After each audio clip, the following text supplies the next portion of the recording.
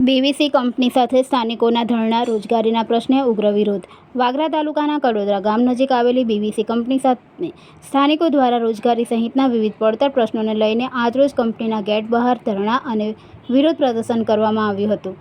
સ્થાનિકો ખાસ કરીને લેન્ડ લૂઝર પરિવારોને કંપનીમાં રોજગારીની પૂરતી તક આપવામાં આવતી ન હોવાના આક્ષેપો સાથે મોટી સંખ્યામાં લોકો ધરણામાં જોડાયા હતા.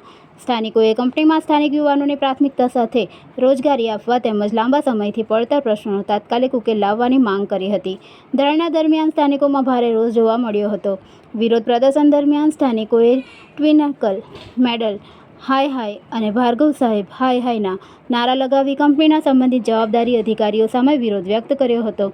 સ્થાનિકોના જણાવ્યા મુજબ ઔદ્યોગિક વિકાસ માટે પોતાની જમીન આપનાર લેન્ડ લૂઝર પરિવારો તેમજ આસપાસના ગામોના સ્થાનિક યુવાનોને રોજગારી અને અન્ય બાબતોમાં યોગ્ય હક તથા પ્રાથમિકતા મળવી જોઈએ.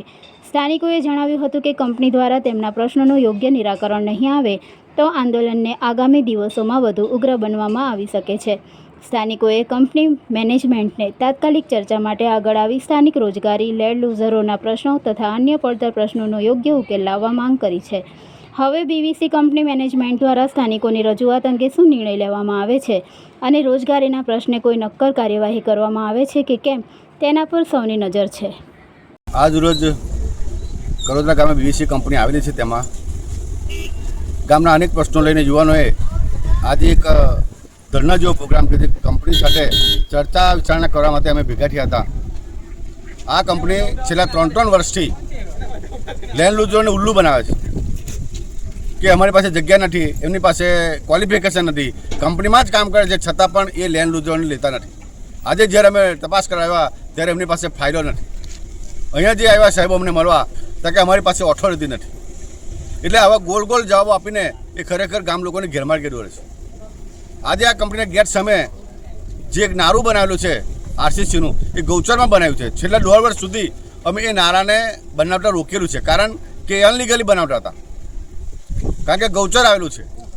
અને જ્યારે ચર્ચા કર્યા પછી એમને કીધું કે ગામમાં અમે તમને કંઈક સુવિધા આપીશું, પણ આ નારા માટે અમને પરમિશન આપો.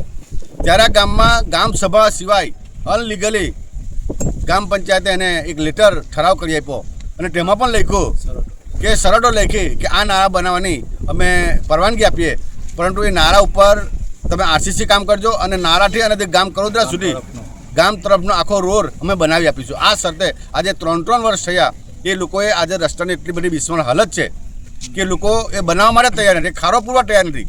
તો આનાથી જૂઠું વિશેષ શું હોઈ શકે? અને એના માટે આજે લડવા આવવું પડ્યું છે.